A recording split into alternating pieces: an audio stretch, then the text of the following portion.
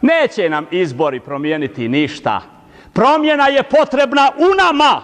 Svi se trebamo okupiti oko zajedničkih vrijednosti da bi koračali u sigurnost, da bi koračali u bezbjednost, u slobodu.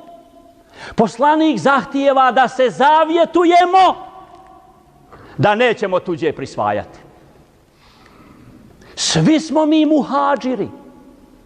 Svi mi imamo priliku nagradu hidžre sebi priskrbiti. Šta je to hidžra? Upitali su poslanika. On je rekao: El muhađiru men heđere manehe Allahu an. Muhađir je onaj koji ostavi ono što je Allah zabranio.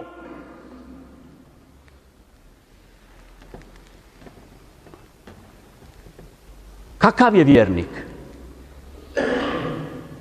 Vjernik, cijenjena braćo, nikad ne želi drugome što ne bi želio da drugi čini njemu. Jel' tako? Kakav je vjernik? Vjernik nikad tuđoj imovini, tuđoj stvari ne čini ono što ne bi želio da drugi čini njegovim dobrima. Za poštenu državu. Ko nije za poštenu državu?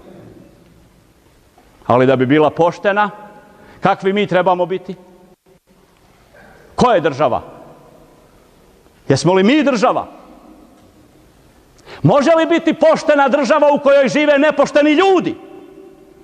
Ne može.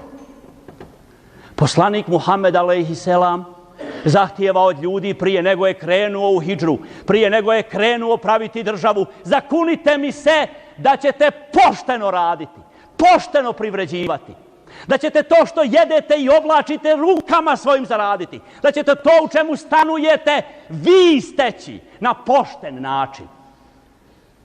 I zato, ako crpimo poruke iz hidžre i ašure, a ašura je značila izlazak sinova Israilovih na sigurno, i hidžra je značila izlazak poslanika i ashaba na sigurno. Kuda? U državu.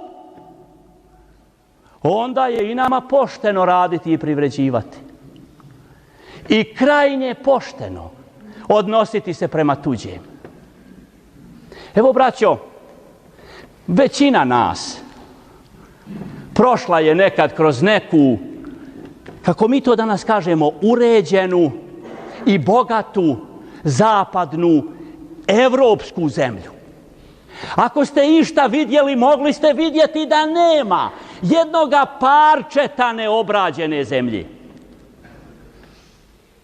Kakvu sigurnost, kakvu slobodu možemo živjeti mi? Mi. Kad mi sad ni u našim tavanima, podrumima, hambarima, ni u državnim nemamo hrane ni za mjesec dana. Znate gdje mi kupujemo hranu? Od onih koji nam podmeću klipove ka slobodi i zaštiti. Pa vi sad vidite, je li moguće da mi koračamo na sigurno? A kako to kaže jedan pjesnik, sela su nam pod busenjem. Da bismo mi koračali na sigurno, da bismo obezbijedili sebi i djeci našoj slobodu, zaštitu, sigurnost, potrebno je da se okupimo oko vrijednosti. Ubadet ibn Samit kaže: poslanik je od nas tražio da se zakunemo da ćemo uvijek istinu govoriti. Istinu. Kako mi možemo kao narod, kao društvo ići naprijed kad ovi naši koji se bore za naše povjerenje, eto ih na slikama, kud god se okrenete, bore se za naše povjerenje, o nepoštenju, o korupciji, o nepravdi, o svemu lošem, u političkim partijama u kojima su do jučer bili, počnu pričati onoga dana kad iz njih izađu zato što nisu ostvarili svoj lični interes.